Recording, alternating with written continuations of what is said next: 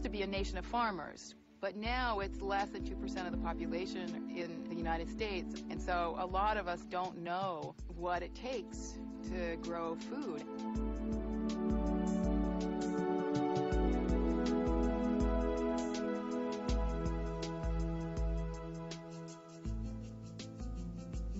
Over 12,000 years ago, people began planting and saving seed. Agriculture flowered, and civilizations were born. In China, thousands of varieties of rice were grown. Over 5,000 kinds of potatoes were cultivated worldwide. In the US alone, more than 7,000 varieties of apples were grown in the 19th century. In the 20th century, the face of farming underwent a radical change. The manufacture of nitrogen-based bombs during World War I led to the development of nitrogen-based chemical fertilizers.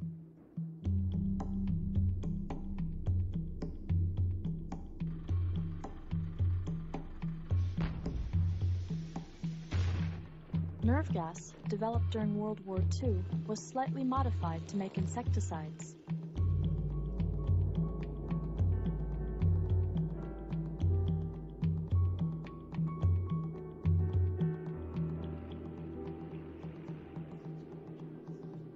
DDT was the hero of its generation.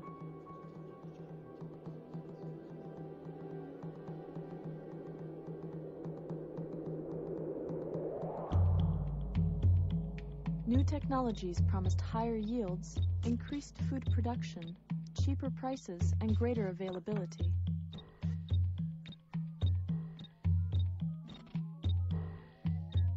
By the mid-20th century, these technologies, along with new developments in plant breeding, led to the Green Revolution.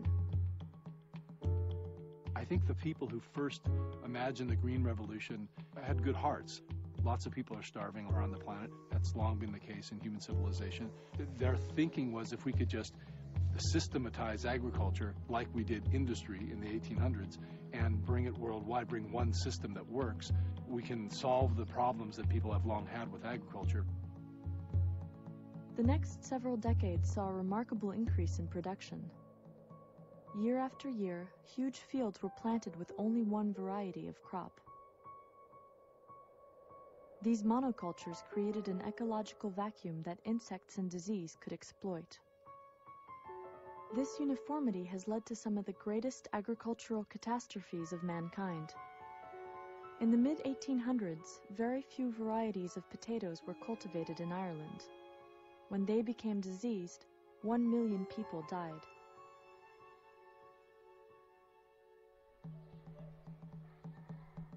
When the same potato blight attacked Peru, they suffered fewer consequences.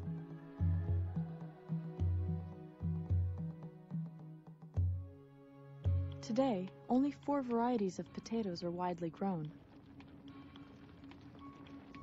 97% of the varieties of vegetables grown at the beginning of the 20th century are now extinct. Genetic uniformity leads to an increased vulnerability to insects and disease. Farmers found themselves trapped on a pesticide treadmill. The more they sprayed, the more they had to spray. The increased use of fertilizers, pesticides, and herbicides increased costs, polluted water, and created health risks. Then in the 1970s, Monsanto introduced Roundup. Because of its ability to kill most weeds, it became one of the most popular herbicides in history. In the mid-1990s, building on technologies that use gene splicing, the Green Revolution turned into the Gene Revolution.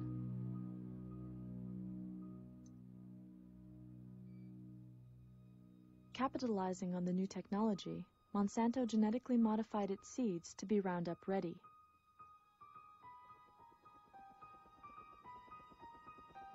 Normally, Roundup kills anything green, but if the plant is Roundup ready, when it is sprayed, it doesn't die. Now the company that sells you the herbicide also sells you the seed. A generation ago, farmers would seed a crop and use a herbicide when necessary, but often they wouldn't need to use a herbicide. And today you have a crop that, right when it goes in the ground, is designed to be sprayed. With Monsanto's Bt corn, the corn itself is registered as an insecticide. This is because every cell has been engineered to manufacture Bt, a natural bacterial toxin. If a corn borer eats any part of the plant, it will die. And now that we have genetic engineering, we're not just, putting chemicals in this food, we're actually industrializing the food at the genetic cellular level.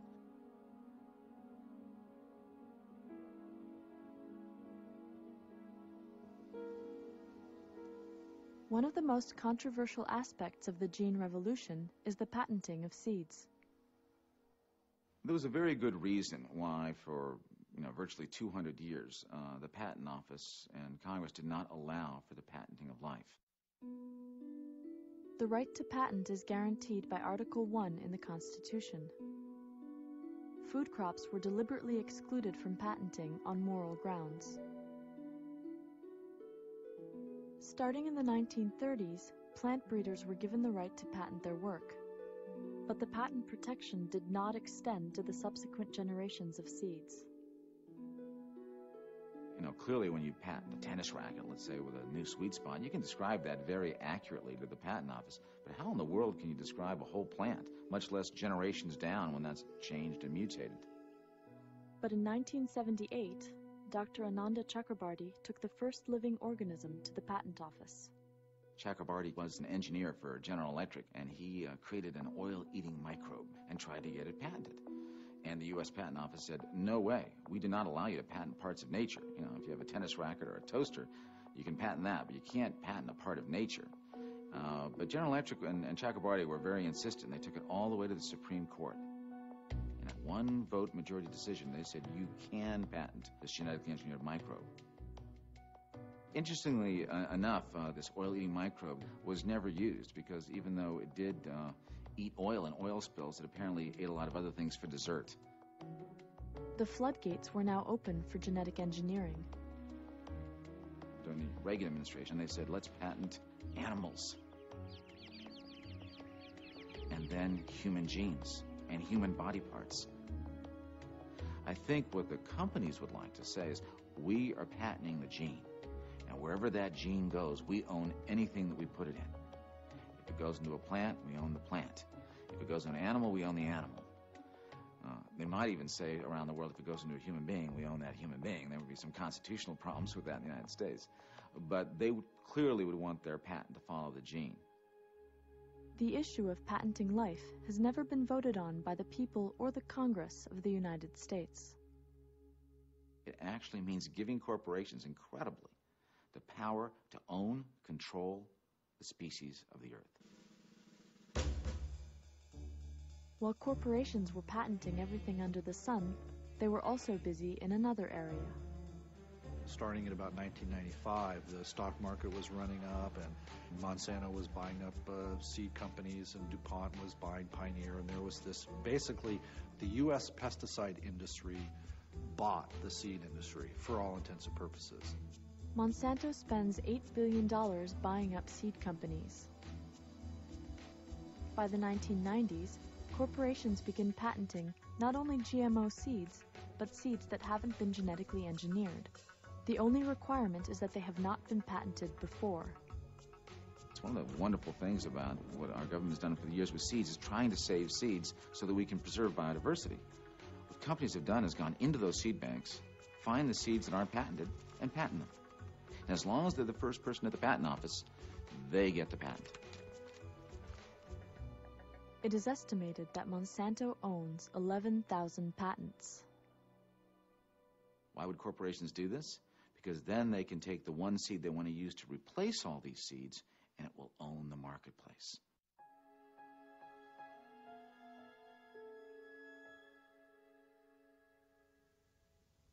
In Canada, the question of patenting landed directly in Percy Schmeizer's field.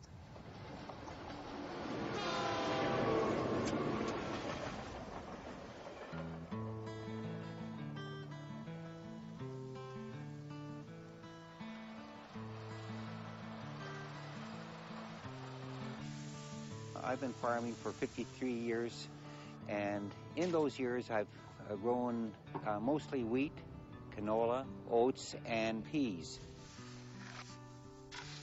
This field has had wheat, and the field behind me has canola in it, or rapeseed as it is known in Europe. When our grandparents came to this country, there was no such thing as chemical companies or seed companies, and they had to rely and develop their own seed, borrow seed from their neighbors, or bring it from Europe with them.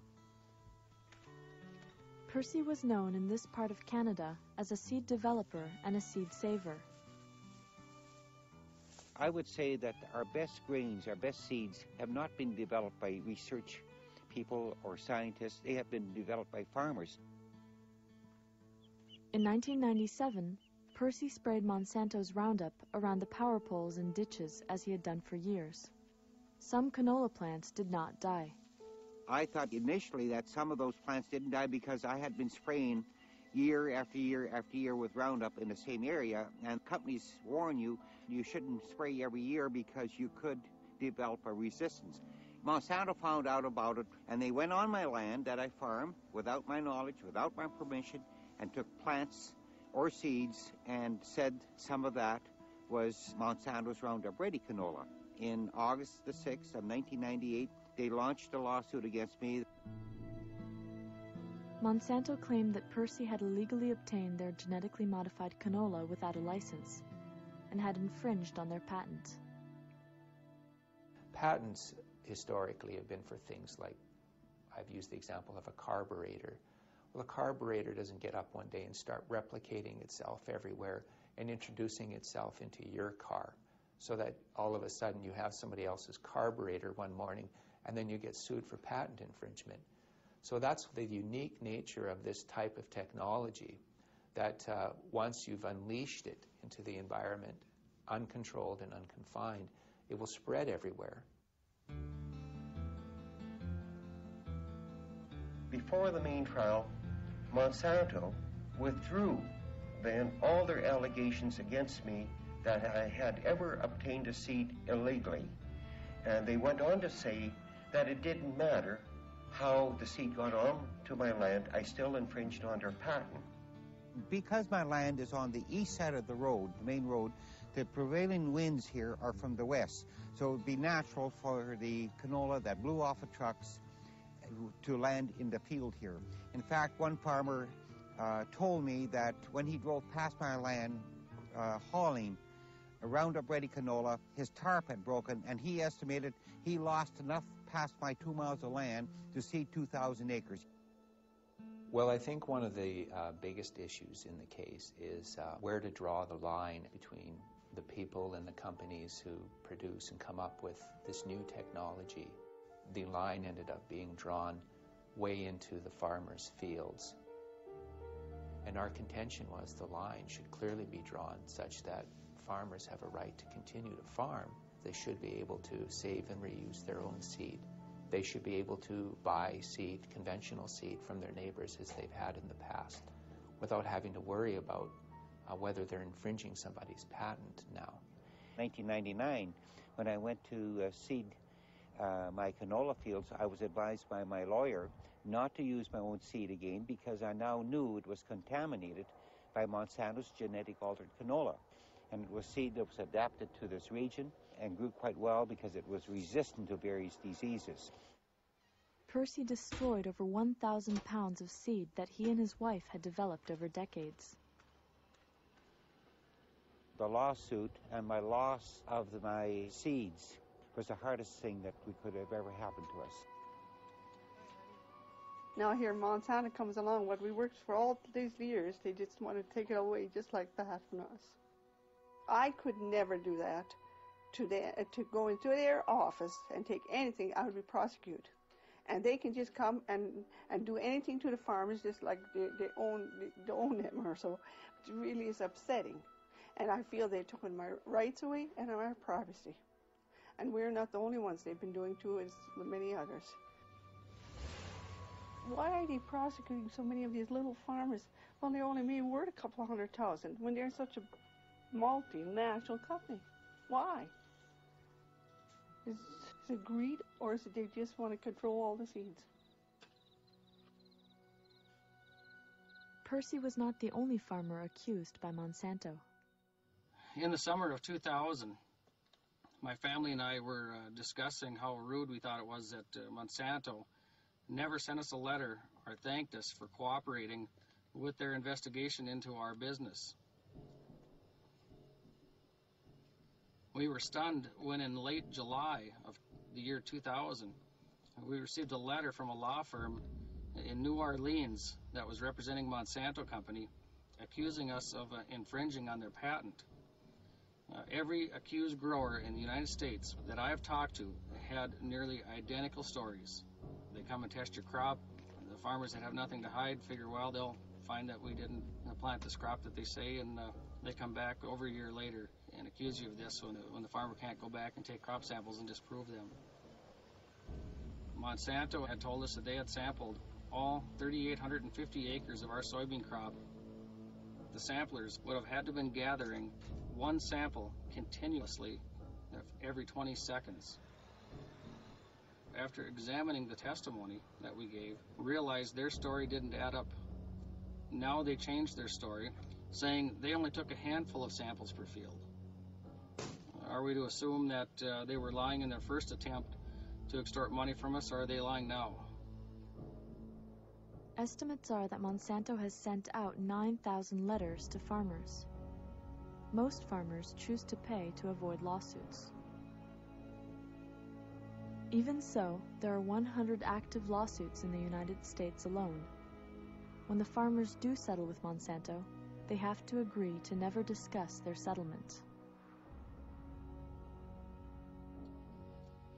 We feel that we were profiled by Monsanto because of the size of our farm, and that they wanted to try to make an example out of us to scare other farmers into never saving their own seed, to be too scared to save their own seed.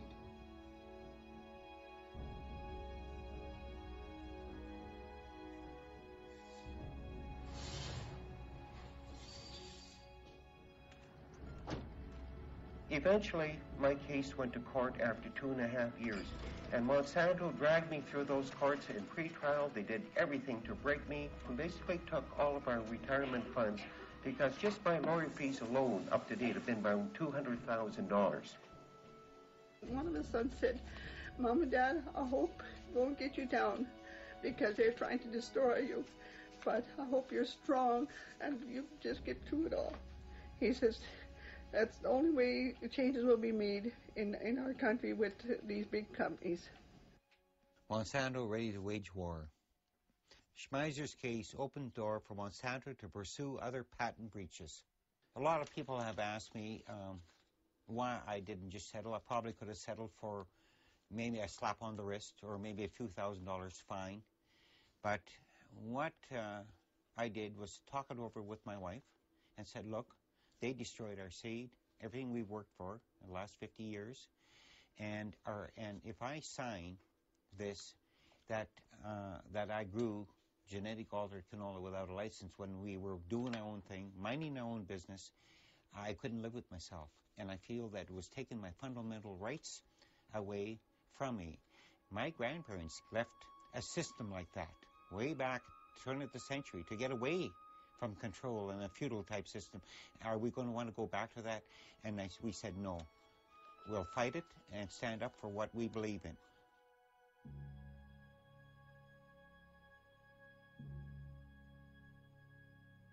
And what did the judge rule after 2.5 weeks of trial?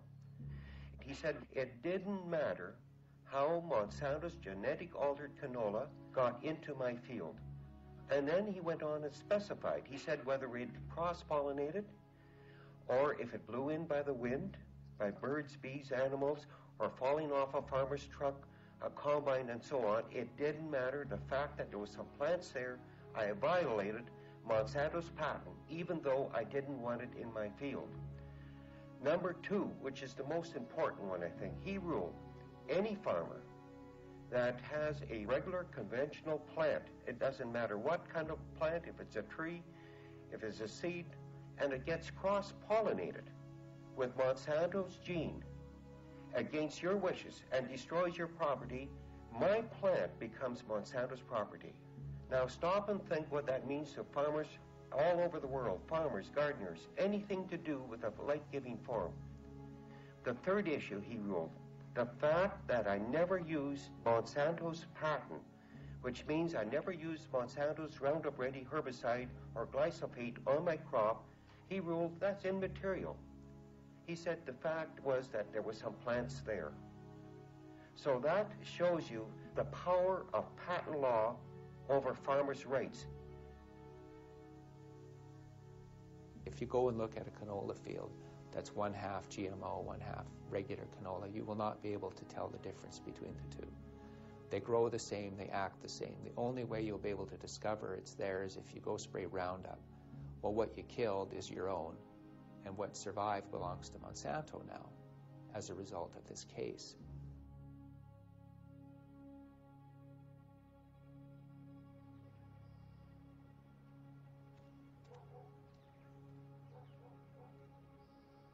In the last 2 months, I probably had 100 phone calls, minimum, about people finding canola in their fields that never ever had it before.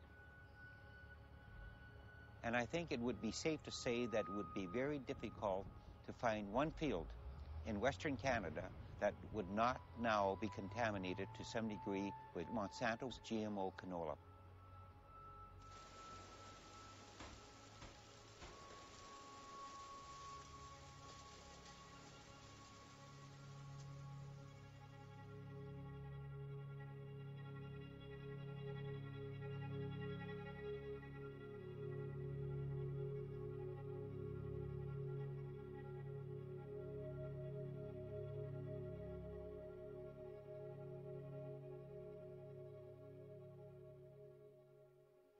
There's an old sort of ethic that emerged in agriculture communities, and I grew up with that ethic. And the basic ethic was that if I decided to bring an agricultural enterprise into my neighborhood that was potentially damaging to my neighbors, for example, if I decide to raise cattle, and those cattle are potentially very damaging to my neighbor's crops, it's my responsibility to fence the cattle in. It's not my neighbor's responsibility to fence them out to prevent damage to his crops. The way that the system is functioning now, it's my responsibility to fence that technology out from my crops. And of course, there's no way that you can build a fence high enough to prevent that. We know that now. All species have developed elaborate mechanisms over millions of years to protect their cells from invasion from foreign DNA. Genetic engineers have to overcome the integrity of the species barrier to insert a new genetic trait into a plant or animal. When scientists began genetic engineering 30 years ago, they believed that one gene expressed one trait, that transgenic DNA would be stable even when forced to cross species barriers. A new technique of molecular biology appears to have allowed us to outdo the standard events of evolution. In 1975, a conference of pioneers in genetic engineering was held to discuss the issues of safety and ethics of the newly discovered transgenic research. Some biologists argued for a moratorium on research until the safety of the technology could be established. It is not known what sort of risk this is going to create because we have no tests. The conference delegates voted against the moratorium, but did pledge to keep all recombinant DNA and genetically engineered organisms contained safely within laboratories.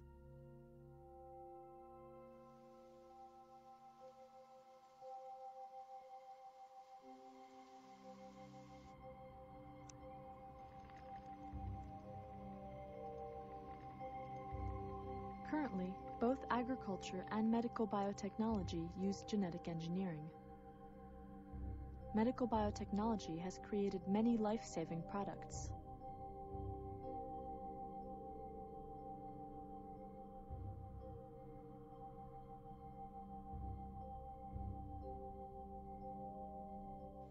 These pharmaceuticals are made under controlled conditions in secure labs.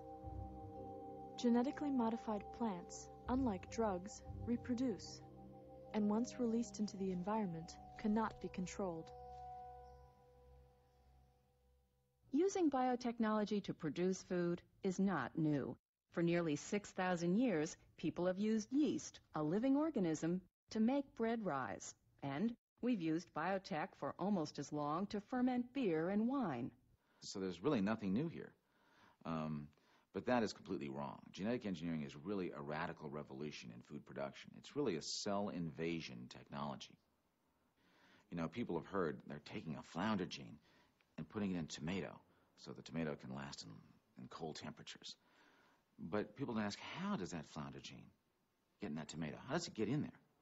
And what really happens is, the only way you can do it is to invade the cell of the tomato and deposit the flounder gene. Well, what's good at invading cells? Bacteria and viruses. After 12 years of searching, Monsanto found a soil bacteria that is naturally immune to Roundup herbicide. Their goal was to genetically engineer DNA from these bacteria into various plants.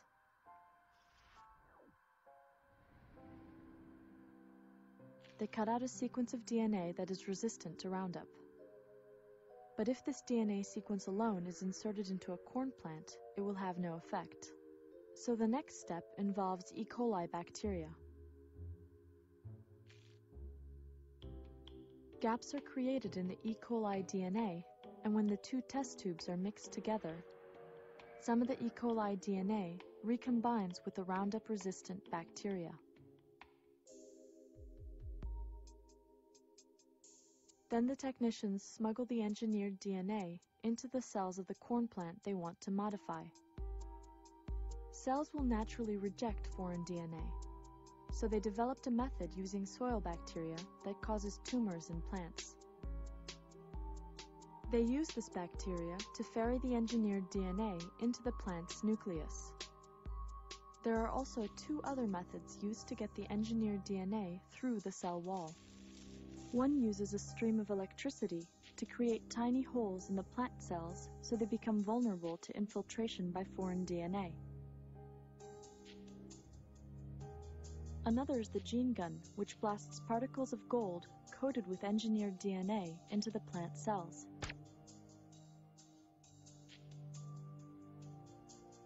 Each of these three methods needs a promoter gene that turns on the desired characteristics. The promoter gene is often extracted from the cauliflower mosaic virus. This capacity of bacteria and viruses to invade mammals in different ways is what really has a lot of people edgy about biotechnology, because that's really what the tools are all about. In order to move genetic material from one organism to another that don't normally cross, you've got to sort of behave like bacteria and viruses and invade into the cells and become established, just like a virus must become established. And they do one more thing. They attach to that an antibiotic marker system. The antibiotic marker is a gene which is naturally resistant to a specific antibiotic, so later they can test whether the genetic cassette is being expressed. The most cataclysmic force in the food system right now is the fact that the medical community is just terrified about the loss of antibiotics. No one really understands how using antibiotic marker genes in genetic engineering techniques might contribute to the problem. The biomedical community on a worldwide basis is absolutely focused on this problem now.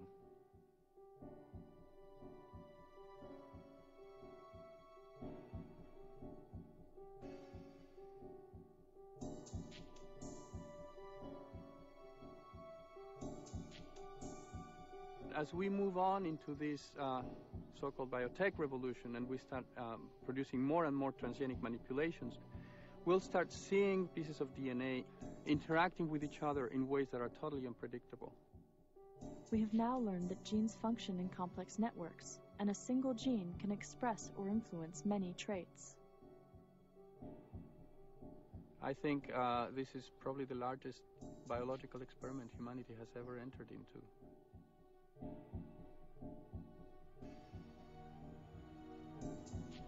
The Flavor Saver tomato was the first genetically engineered food to reach the public.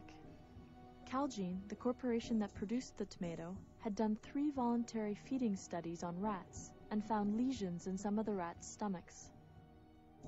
Over the objections of several government scientists, the tomatoes were approved in May 1994. The flavor-saver tomato didn't hold up in shipping, and consumers didn't like it, so it was taken off the market. The first time many Americans became aware that genetically modified foods were part of their everyday diet was in the year 2001. Last fall, during lunch with co-workers, Grace Booth enjoyed 3 chicken enchiladas. The food, she recalls, was very good, but then something went very wrong. I felt my chest getting tight, and it was hard to breathe. She didn't know, but she was going into shock. What are you thinking at this point? I thought, oh my God, what is happening to me? What is going on? Something is very, very wrong. I felt like I was going to die. In the emergency room in nearby Oakland, the diagnosis was severe allergic reaction. And from here, Grace Booth's story reached official Washington. At the time, the national corn market was in an uproar. Starlink, a gene-modified corn not approved for human food, had been found in taco shells, and recalls were emptying the shelves of corn products. The fear was possible allergic reactions. If I want a bowl of cornflakes, I want to know that it's safe to eat a bowl of cornflakes. Do you feel that level of safety right now? Absolutely not. It is almost inevitable that there have been thousands of people that have had from a very mild to perhaps serious allergic reaction to Starlink, you know. If it had not been for public interest organizations going in and testing that corn on our own, doing the government's job for it, this scandal would never have come out, and this potential health risk to humans never would have been discovered. There are 3 government agencies which are responsible for the safety of GMOs. The Department of Agriculture is responsible for assessing the environmental impacts of GMO crops and regulates GMO field testing. But a study of over 8,000 GMO field test applications showed that the USDA did not require a single environmental assessment.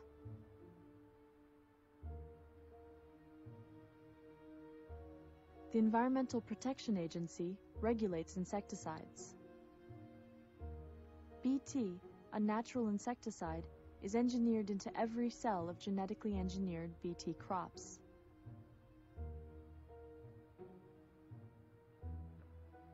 The Food and Drug Administration is responsible for food safety. Any novel substance in food must be tested. When the biotech companies went to get regulatory approval, they did so on the basis that what they were doing was substantially equivalent, was the term which was being used, substantially equivalent to classical breeding practices, and therefore it should not be regulated in any way. At the same time, however, companies have insisted on patenting their products, and in order to get a patent, it has to be different than anything else. So on the one hand, we're saying it's very different because we don't want to patent it. On the other hand, it's substantially equivalent, so don't bug us with regulation. Substantial equivalency is obviously nonsense. These, at the cellular level, again, these foods have bacteria, viruses, new genetic constructs that no other foods ever had in history. They're clearly not equivalent. Since GMOs were considered substantially equivalent to regular food, they fall into the GRAS, or Generally Recognized as Safe category, and the government does not require testing or labeling. To me, one of the most incomprehensible things about U.S. policy is that we do not even require the labeling of genetically engineered foods. Many of those GMOs are in the form of corn syrup and soy lecithin.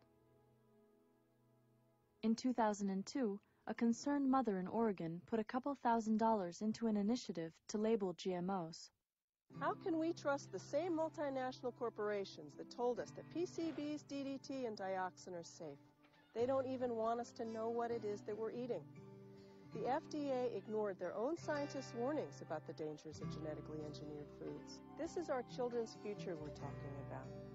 Let's join 25 other countries that require labeling. It doesn't cost their farmers or consumers anymore. Vote yes on 27. Let's label genetically engineered foods. The measure was defeated by the $4.6 million industry campaign that features a farmer who resembles the mother. The last thing we need is more government red tape, more bureaucracy, and higher costs. But that's exactly what Oregon farmers, consumers, and taxpayers would get if Measure 27 passes. Poll after poll has revealed that 80 to 90% of Americans want GMO food labeled. But the Genetically Engineered Food Right to Know Act that Representative Kucinich, Senator Boxer, and others have introduced every year since 1999 is still waiting to be voted on by Congress. The public in Europe has reacted with anger and concern at the idea that genetically engineered food products will be on their supermarket shelves. The latest polls showed at least 75% of the European public do not want genetically engineered food. In response to demand from their citizens, all 15 countries of the European Union adopted rules requiring the labeling of genetically engineered food. But I think there's a very good reason why the corporations have fought so hard against this labeling. It isn't just about consumer choice. Without labeling, there's no real traceability for the health effects of genetically engineered foods.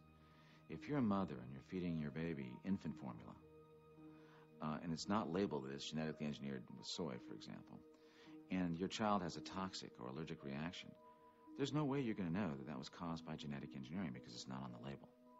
If, however, it is on the label, then you can say, you know what, maybe that contributed to this response in my child. You go to your doctor records it, and there's traceability, and we can begin to get a database on the health effects. And of course, once that database is created, then we have liability to the corporations. So they're opposing labeling, not just because it creates choice and they're afraid that their products will not be bought, but also because labeling is the key way we can trace the health effects of genetically engineered foods and the key way to get the corporations liable for these health effects.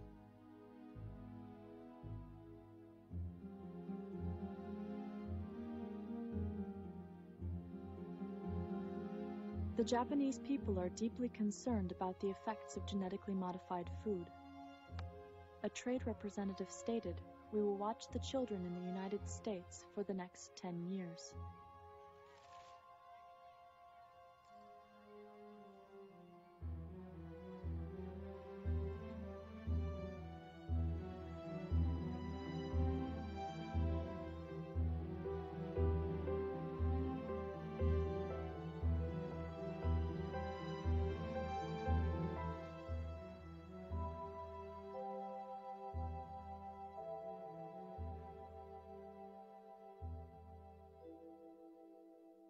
In addition to claiming these products were safe, the biotech industry claimed they would increase yield.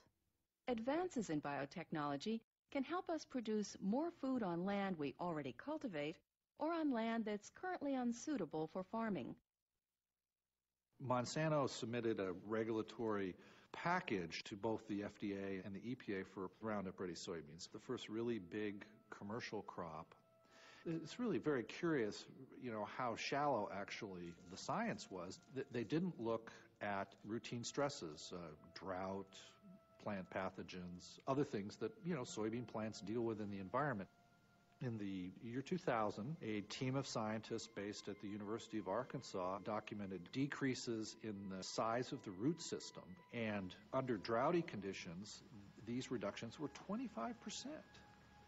Now, that 25% impairment is going to translate into several bushels of lost yield in any part of the world. It's a very big impact. The other gap in the regulatory reviews was that no one bothered to explore the impact of the spraying of Roundup over the top of soybean plants on the capacity of the soybean plant to affix nitrogen. And it's one of the most important environmental benefits of soybeans. It's a legume, like peas, so you don't have to put nitrogen fertilizer in your garden when you're growing peas or soybeans. And we're only now starting to study this because farmers have observed problems in some fields with Roundup Ready soybeans. I mean, they just did terrible and couldn't explain why.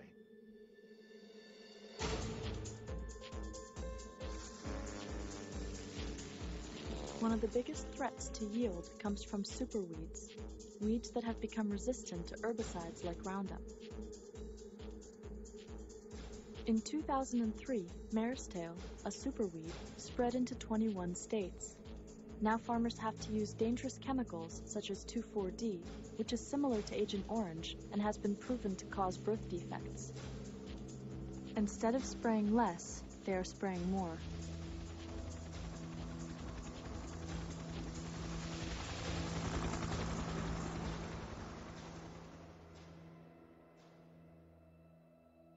But how did this controversial new technology get approved by the government in the first place? At the end of the first Bush administration, George Bush's administration, Dan Quayle ran something called a Competitiveness Council. We will ensure that biotech products will receive the same oversight as other products, instead of being hampered by unnecessary regulation. What Quayle's council recommended is that there be no regulation at all for these foods. This outraged FDA scientists. There is voluminous documentation showing that FDA scientists said this food needs to be tested. This food can be toxic. This food can create new allergens. The genetic engineering process, the cell invasion technique that is genetic engineering, can lower nutrition. It can create immune problems in laboratory animals. All these things need to be tested, much less the environmental effects. But Dan Quayle and his council said, no way. We want to be the first in the world to market this food. FDA still said no. So what do? They brought in a deputy commissioner for food policy, a man named Michael Taylor. Michael Taylor used to work at King & Spalding as Monsanto's senior counsel there. He had written up the industry regulations, which were basically no regulations, and of course, he allowed this no regulation policy to become official U.S. policy in 1992. Monsanto employees and government regulatory agency employees are the same people. And to give you one example, there's countless names on this list, but one that kind of stands out to me, the biggest, is Linda Fisher. Linda Fisher, for the past 7 years, has been an executive vice president for Monsanto Corporation. She is now the deputy minister for the EPA, also as a deputy minister under George Bush Sr.'s administration. Prior to that, she was with Monsanto. And prior to that, she was with the EPA. She's been back and forth 3 times. And the list goes on and on like that in Washington.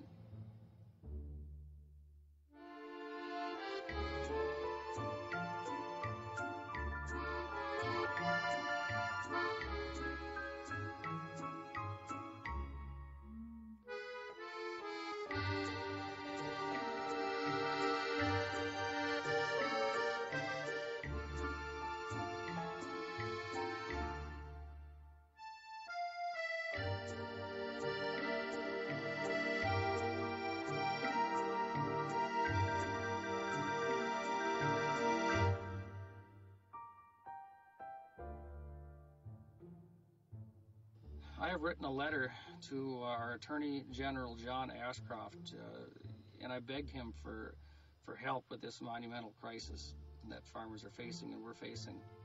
His response was that it is not their policy to get involved in private litigation matters. I have since learned that Mr. John Ashcroft has submitted a brief to the U.S. Supreme Court regarding a similar patent infringement case to be heard in October. He preyed upon the Supreme Court to uphold these new plant patents to protect the corporations that own the patents.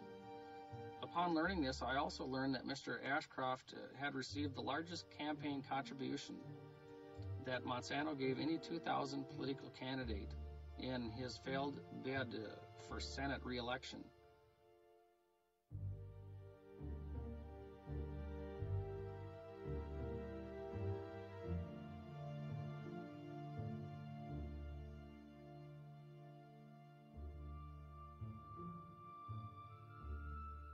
Deregulate, which is basically telling from the executive branch everybody to look the other way. Companies now do testing themselves and report their findings to the government. The process is voluntary. If we started really asking the right questions, we would stop this technology for the next 50 or 100 years.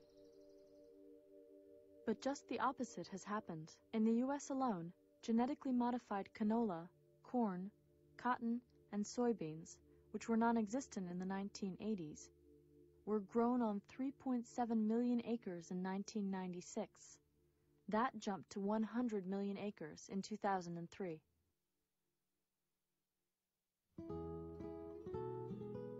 In 1998, Mexico banned the planting of genetically engineered corn to protect their agricultural heritage. In Mexico, there are literally hundreds of varieties of corn. Some of them are adapted to very wet climates, some to very dry climates. Some of them are resistant to certain specific pests. Some of them have different tastes. Some of them are good for doing popcorn that was invented by the Aztecs. Some varieties are good to make tortillas or to feed the cattle. There's a whole bunch of kinds of corn in Mexico.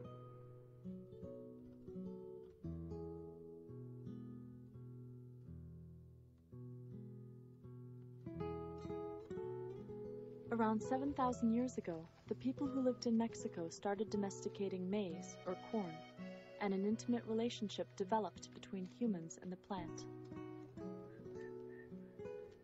Corn is not only their food supply, it is also part of the culture.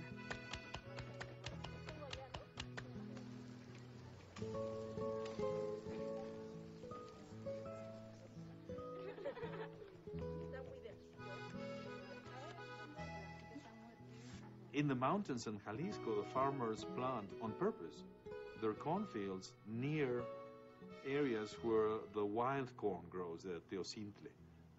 And the reason why they do that is because they know perfectly well that they get resistance to pests transferred from the wild strain into the cultivated strain.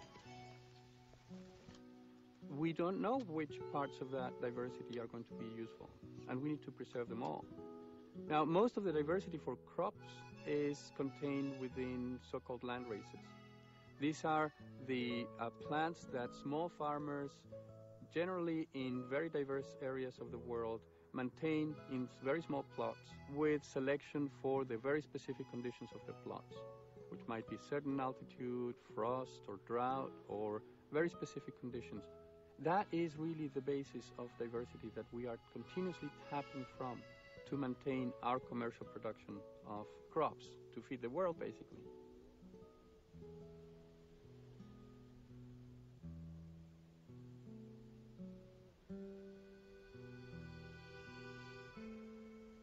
The 1970 corn blight in the United States destroyed millions of acres of corn.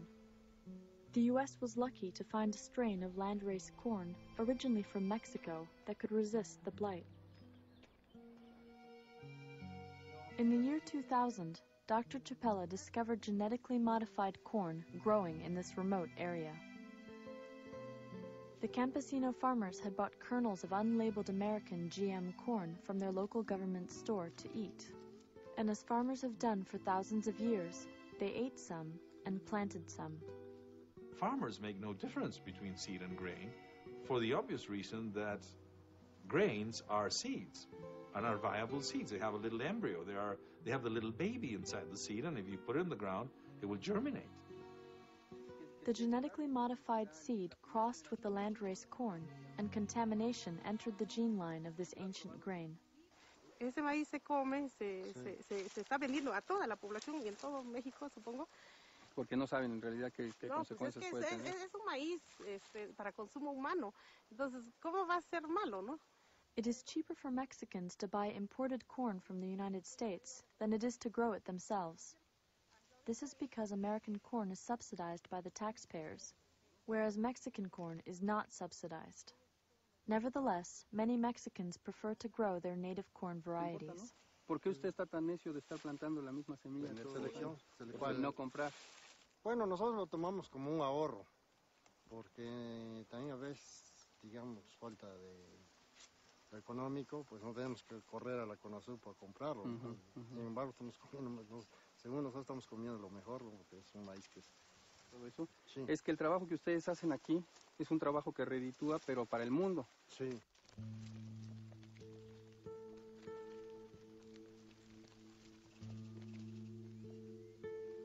The farmers said, if we do have transgenic elements in our corn, is it going to be like our colleague in Canada? Will the multinational companies come and demand payment for the presence of the gene?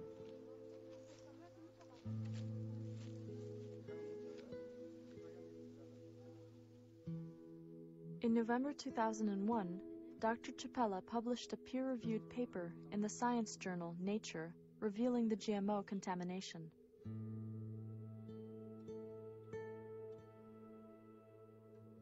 We took this very seriously from the beginning, and we have been doing studies and collecting samples and sending them around, trying first to duplicate Ignacio Chapela's results, which we did, and now going a step further and identify this problem. This is an issue that is a bit contentious because we didn't want to in any way jeopardize our genetic heritage. The first thing is we didn't want that to happen. Whether that is going to have other consequences, well, that's a matter of debate. The fact is those sequences were not supposed to be in those corns, and they are now. And that's a big problem for us.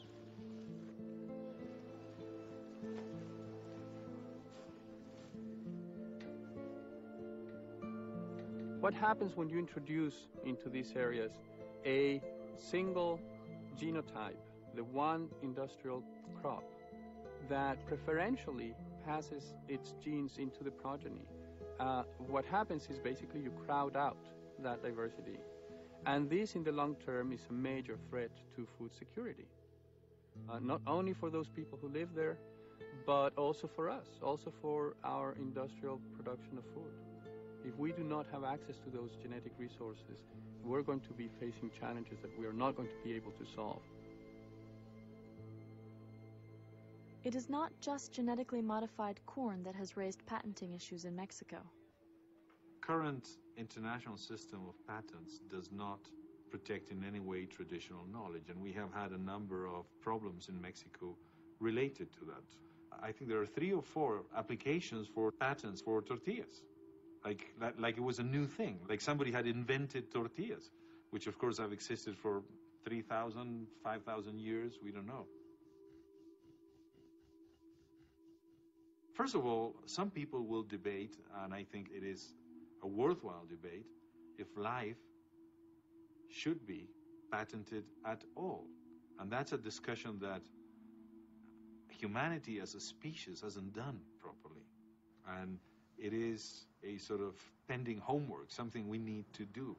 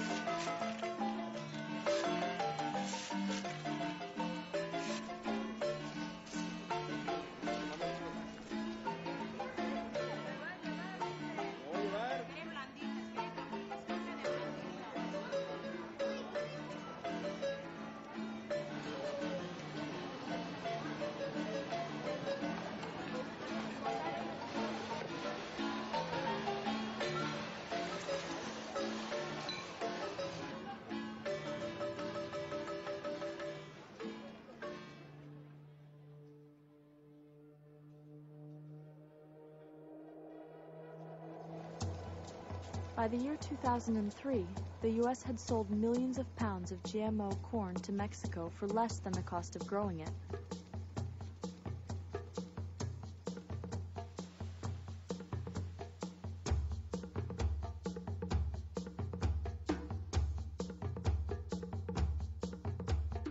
Around the world, resistance was mounting against the U.S. exported genetically modified crops.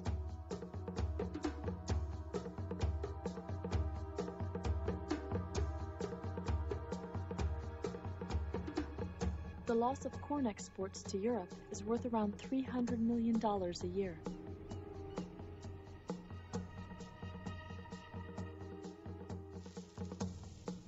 This has only compounded the farm crisis in North America. On the one side of the farmer, there's the oil and natural gas companies and fertilizer companies, seed and chemical and machinery companies and banks. And then the farmer is literally in the middle of an agri-food chain. Downstream, there's processors, railways, grain companies, restaurants, packers, etc. And what's happened in that chain is each link, with the exception of the farm link, is being dominated by fewer and fewer, larger and larger corporations. Those huge corporations that face little competition are able to extract extremely large revenues and profits out of that chain and leave very little for the family farmers. And what the family farmers do get is quickly snatched away by chemical and seed and fertilizer companies who themselves have tremendous market power. Farmers are not the ones making the money. There's money being made on both sides of the farmers, but not the farmers. When you put $1.50 on the counter for a loaf of bread, that money then moves through the hands of the retailer. And these are $10 billion corporations with only one or two competitors. And the miller that makes the flour can do the same thing. The grain company that sourced the grain. And by the time it gets back to the farm, there's only a nickel left. And of that nickel, you've got those powerful input suppliers on the other side who can take that nickel right out of the farmer's pocket. I just did a study of the economic costs and benefits of Bt corn. The official USDA statistics show that the cost of producing a bushel of corn is about $3.20 or $3.40, and the net return to the farmers maybe $2.20. So they're losing $1 on every bushel. And one might ask, well, how is a businessman, if you're losing $1 on every unit that you sell and you're growing 140 per acre, so you're losing like $140 an acre, how can you stay in business? And the answer is government subsidies. Subsidies support the most widely grown crops: corn, wheat, cotton, and soybeans. These are the crops that the industry has targeted as the first GMO crops. So if you're an agribusiness company producing inputs into a market, and especially inputs that are going to be more expensive, it must be reassuring to you to know that regardless of how big the gap is between what the farmers get from the market and what it cost them to produce, the government's going to be there to make up that difference. In 2002, President Bush signed one of the largest subsidy bills yet. Although it's certainly not labeled the GMO seed rebate, nonetheless, it's part of what's keeping farmers interested in these costly production systems. This results in every American taxpayer paying a personal subsidy to the agricultural biotech industry. The United States subsidizes its crops. Europe subsidizes its farmers. And Canada and Mexico subsidize neither. Farmers that are producing grain right now are quite clearly losing money on every bushel. The prices are below the cost of production. On a lot of farms, families deal with that by one or both spouses taking an off-farm job. And the irony is they bring that money back to the farm and use it to pay those input bills. So you literally have the case where small family farmers and their spouses are working off-farm and subsidizing Monsanto and chemical companies, fertilizer companies with that money.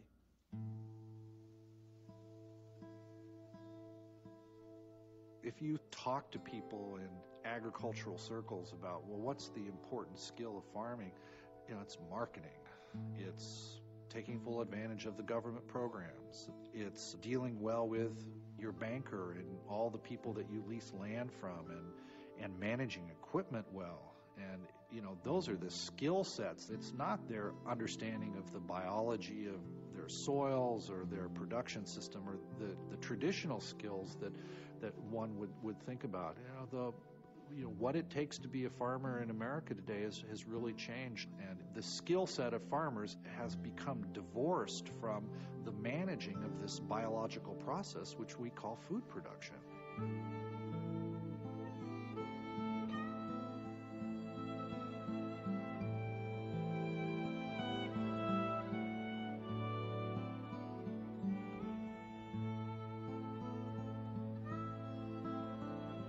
America, people value community and neighborliness and friendship, but as farms get bigger and more homogeneous and more of the control of the capital and the management decisions gets moved to St. Louis or Minneapolis or Kansas City, and you've really just got sort of hired hands out there on the farm, there's an erosion of the richness of the community that shares that space, and a lot of things get sort of lost as a result of that.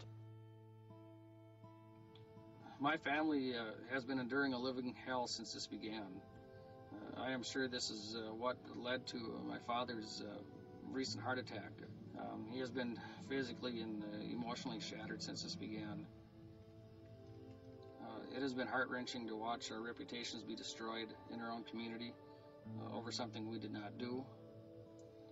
I believe that the patenting of crops that extend to the progeny, in other words, the seed that a crop produces, like soybeans here, which cannot be kept controlled or kept separated on our farms, is nothing short of insane.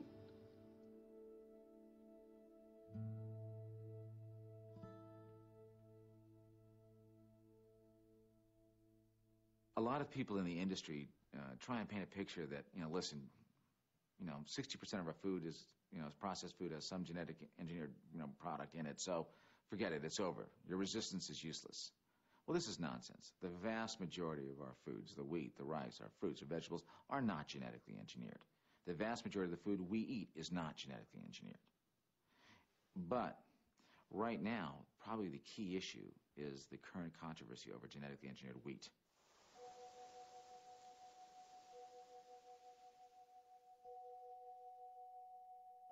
Even some of the farmers that thought they might like genetically modified canola originally are saying no to genetically modified wheat. We had the Canadian Wheat Board sitting at the table with Greenpeace and the Canadian Health Coalition, the Council of Canadians, and a whole bunch of farm organizations. And they had a news conference to release a letter to the Prime Minister that said, we don't want GM wheat. And that letter was signed by an additional 200 organizations. Genetically modified wheat is a very, very serious concern for us up in North Dakota, and we have 124 acres of GMO wheat planted in research plots throughout the state. We don't know where those research plots are, although that's proprietary information. So there's already the potential for contamination.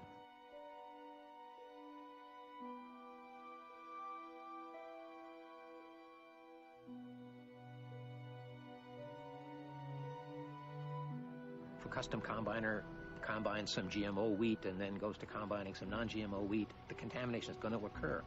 When it does, we'll lose our markets. It's that simple.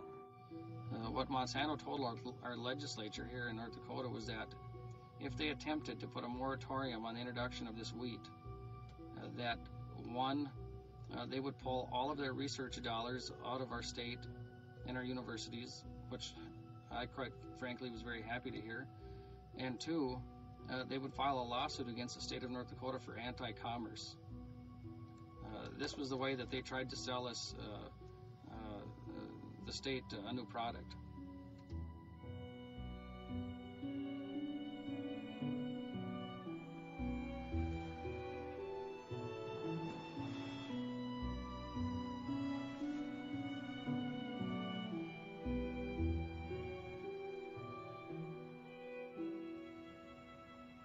In the past, there were public institutions that supplied the farmers objective analysis of new technologies. Universities started playing an important role in asking questions about this back then in the 70s, but soon enough it was evident that we did not want to have universities asking questions. So there was a big influx of money from industry to support research at universities, and that led to research that was favorable to the development of the industry and publicity that was simply promotional of the technologies. The reality is that in our land-grant university system, and certainly in the U.S. Department of Agriculture, there's a small tolerance for people doing research that directly challenges the conventional wisdom. It's ridiculous. You know, the recent work that we've done on the movement of transgenes in corn in the Centers of Diversification was run on $2,000. Compare that to $25 million coming the other way in exactly my college. And that is the only piece of work that I know is actually happening. The biotech industry aggressively attacked scientists whose research questioned the safety and impact of genetically modified crops. Renowned scientist Dr. Arpad Pushtai was suspended 2 days after discussing his research that raised questions about the depressed immune systems and growth of rats which had been fed genetically modified potatoes.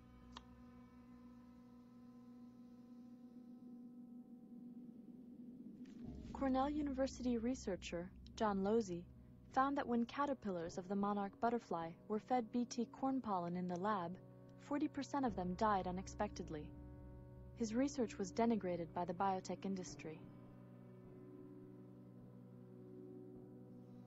Nature magazine retracted Ignacio Chapella's paper after publishing his peer-reviewed work. Biotech enthusiasts challenged the interpretation of his findings. Biology was a very diverse field of inquiry, but because of the advent of this technology, we are seeing a narrowing down and a trimming off of all those branches of biology just to the benefit of this one side. And I very much want to fight against that. Just as we are losing genetic diversity, we are losing intellectual diversity that we are going to find very, very needed in the future.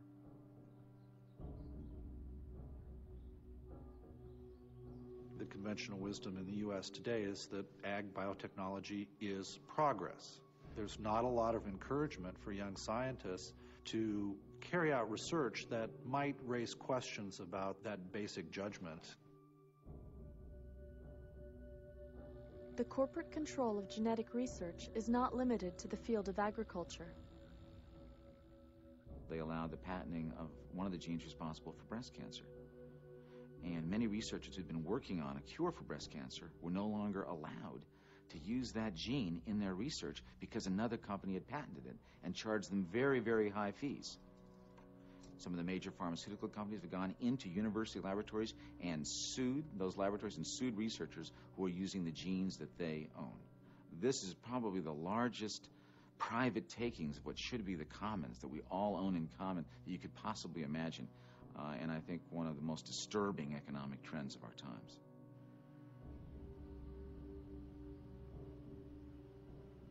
While biotech companies take over on an intellectual level, and genetic engineering takes over on a cellular level, multinational corporations are taking over worldwide by consolidating our food supply. The combination of Kraft and Nabisco creates a real global leader in the food industry. Scale is a real advantage in this industry. As Kraft has proven, it increases both efficiency and effectiveness. The average citizen doesn't really understand both the momentum and the extent to which consolidation is taking place in our whole food and agriculture system. Just to give you a couple of examples, 80% of our beef products now are being processed by just 4 companies. In seed companies, the vast majority of the seed that farmers plant now comes from just 4 clusters of companies. And what's even more worrisome now is in the last decade, that same kind of concentration has been taking place in the retail sector. And Heffernan now projects that in the next 10 years, all of the food in the retail level in the world will be controlled by 6 retail firms, only one of which will be American, and that's Walmart. Now, that means that increasingly, we're not going to have any choice about what's on the shelves in our supermarkets. What's going to be there is what some broker in a consolidated firm decides is going to return the largest profit.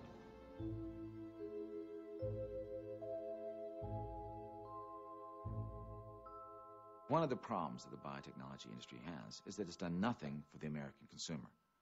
There's nothing there. There's no genetically engineered food that does anything, no more nutrition, nothing for us. So how are they going to sell this technology to the American people? Well, they've come up with this idea that maybe biotechnology should be sold as the way to feed a starving world. With world population expected to increase by 2 billion people in the next 30 years, biotechnology could provide an important way to produce enough food. One major problem with that, the reason why about 800 million people starve every day, and that is a tragic fact, has nothing to do with the amount of food available.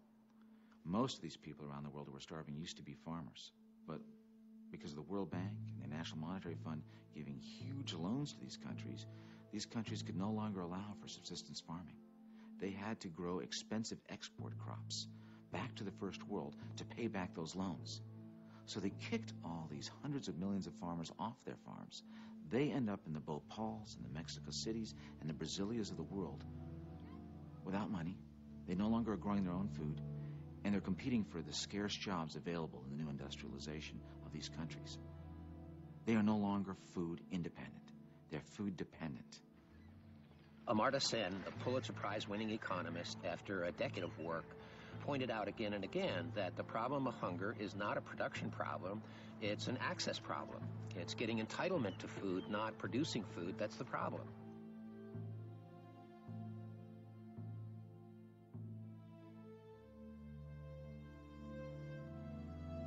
We're, in fact, overproducing the major commodities to the extent where farmers can't recover their production costs. And so we have huge subsidies. You know, we have 800 million people on this planet right now who are malnourished in an era of overproduction where farmers can't recover their production costs. When wealthy countries subsidize their crops, they undercut the markets of developing countries.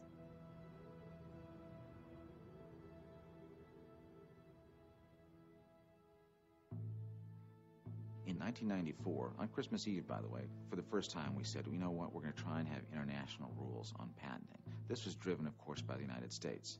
And here's what's behind it. If you have gone into a third world country and you've patented a plant or a tree, the United States wants to be able to go back to that country and say, no one in this country, even though this plant originated here, can use it without paying us the patent fee. To do that, they've got to harmonize patent laws around the world. That's really the big prize for the corporations. It's one thing to make sure we're controlling the U.S. market, but if we can take these plants that we've gotten from the third world and make sure that no one in the third world can use them without paying the companies that patent fee, that's the big bonanza for the corporations. The generalized perception in Latin America, I also think in Mexico and many other parts of the world also, the new unipolar system has benefited the United States more than it has benefited the minorities of impoverished countries of the world. This is an issue of big concern because there are not so many political alternatives around. We may eventually go back to despotic types of rule that I don't think will help in any way to make countries like Latin America or Africa or Asia progress. We really need compassion for the people in the world that have less.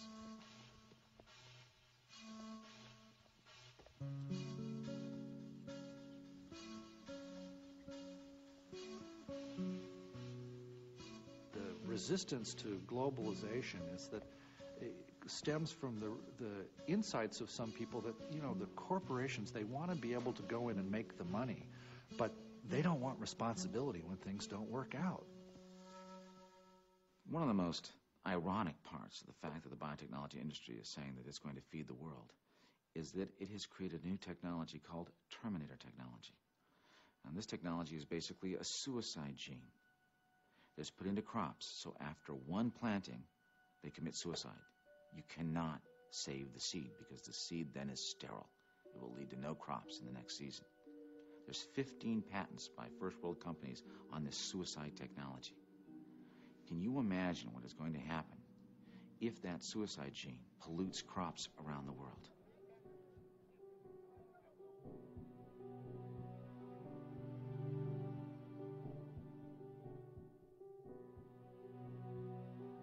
A few years earlier, a lot of people were saying, well, won't these technologies outcross into all species? And the promoters said, no, there will be no outcrossing.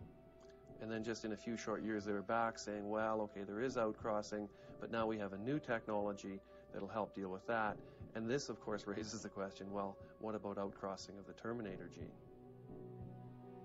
They are also developing trader technology so that a farmer has to spray his field with proprietary chemical in order for seeds to germinate and grow. We have the potential of ending up with green deserts. where you don't see the difference. You know, the environment will continue to be green, but it is being transformed from inside. And when that cracks, when that monoculture breaks down, it's going to be very massive.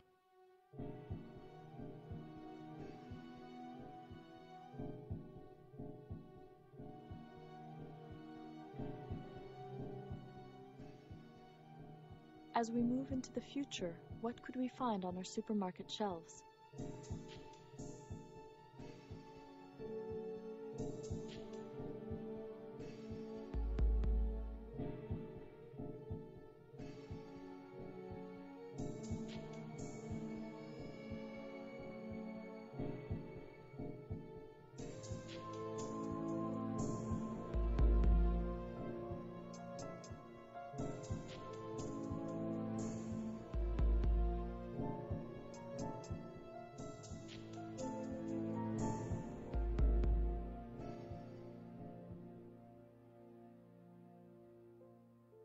There are thousands of test sites for new GMOs in the United States.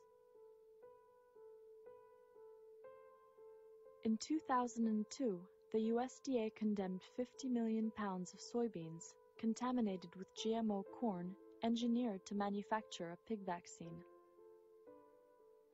My biggest concern is we're merely going to go into the future believing that, somehow the technologists are going to solve the food problem, then we're all going to be okay. And, we're going to have a very, very rude shock. The biotechnology industry, of course, is not simply interested in genetically engineered crops. We are seeing them try and extend their reach throughout the rest of the living community. Right now, our government is looking at approving genetically engineered fish, 15 different kinds of fish, as well as crustaceans and just about anything else that we eat out of the ocean. It is estimated that if just 60 genetically engineered salmon were released, the wild population of salmon could be extinct in 40 generations.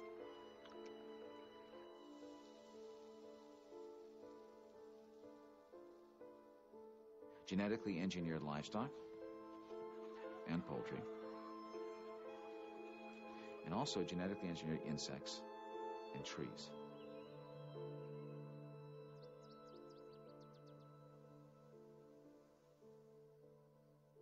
It is the industrial mindset now made the biology of our food. But something happened on the way to their future. People began to think about the consequences of our food system. And they said, you know what, we want a different food future. We want a different relationship to food, to the environment, to the farmer, to the worker, to our own bodies. What would it take to change the American food system to make farming sustainable and improve public health and environmental quality? What we're trying to do in sustainable agriculture is to use resources that are in the local ecology and recycle those resources within the system rather than taking resources from another system or another ecology and bring them in. And we should be using solar energy to fuel our systems as nature does rather than relying on imported petroleum or other resources. A century ago, people bought locally produced food. Today, food in a supermarket has traveled an average of 1,500 miles. Apples were grown all over America. Now they are shipped from China. This uses more imported oil and increases our dependency on other countries for food. The food from this farm travels an average of 50 miles. About 10 years ago, we started a program for Bay Area families where they can get a basket of our produce once a week. It's called community-supported agriculture.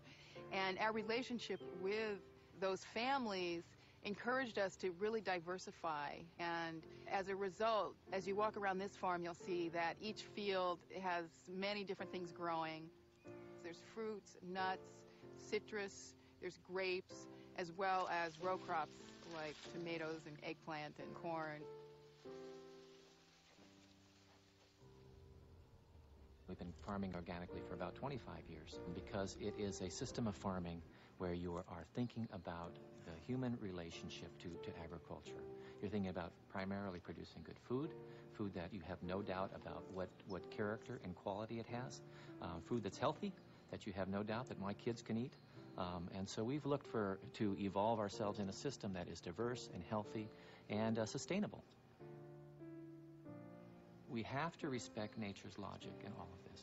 We have to respect the millenniums of history that have gone into breeding.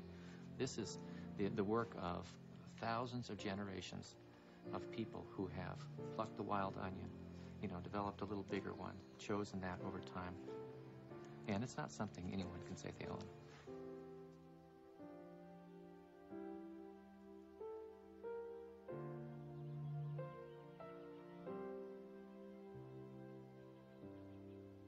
In 1990, the U.S. government attempted to describe organic standards. After years of formulating the regulation, in 1997, it was revealed that the standards would allow irradiation, sewage sludge, and genetically modified organisms. The government received one of the largest consumer protests in history. 275,000 citizens wrote to the USDA, outraged by this, and demanded that organic standards be kept pure. The consumers prevailed. The underpinnings of my conversion to organics are not so much the economic point, it's the health point.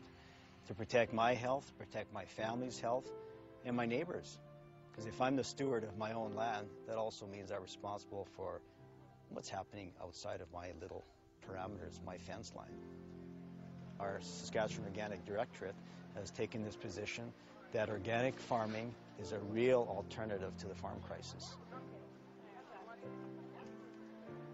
There has been a revolution in genetic engineering, but there has also been a counter-revolution. People are returning to buying fresh produce grown by local farmers.